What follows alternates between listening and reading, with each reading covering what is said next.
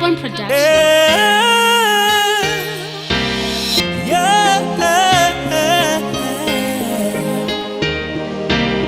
Tiri kuvavarira kuti tive vanhu vakanaka saMwari.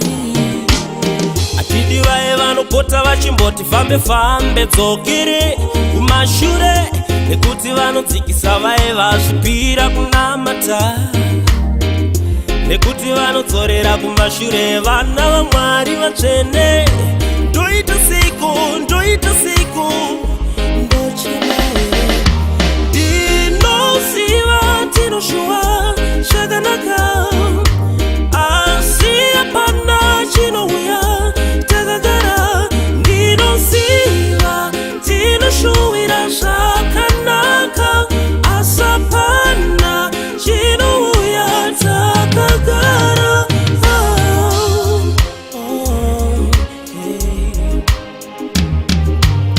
Akwire manera wakaisa maoko mumwe, ndaramba upenyu hwekudya takagara kunge unye, upenyu hwezvivi haurambwe sesadza, unoita hwekukwachanura sechikwekwe iyawo.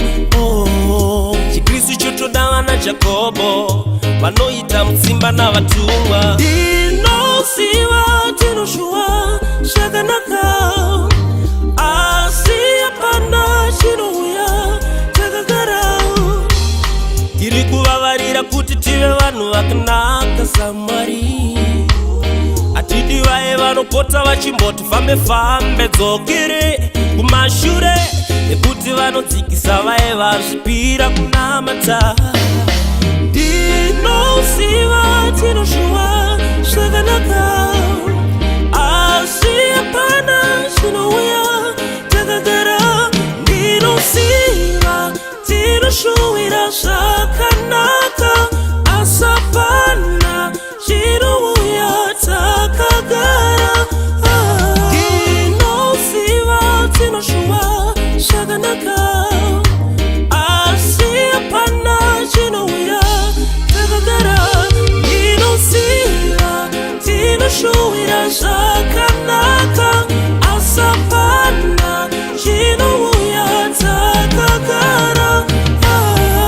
Usaterere shoko nemanede, asi inzwa zvinoriva Mwari muupenyu hwako, nekuti nzira zhinji dzaunoudzwa nadzo shoko dzakawanda. Ndinoziva hapana chinouya takagara. Ndinoziva tinoshuva zvakanaka, asi hapana chinouya takagara. Ndinoziva tinoshuwira zvakanaka, asi hapana chinouya takagara.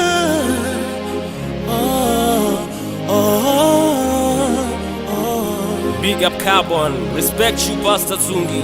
Yo mbeu zviri sei. Okay.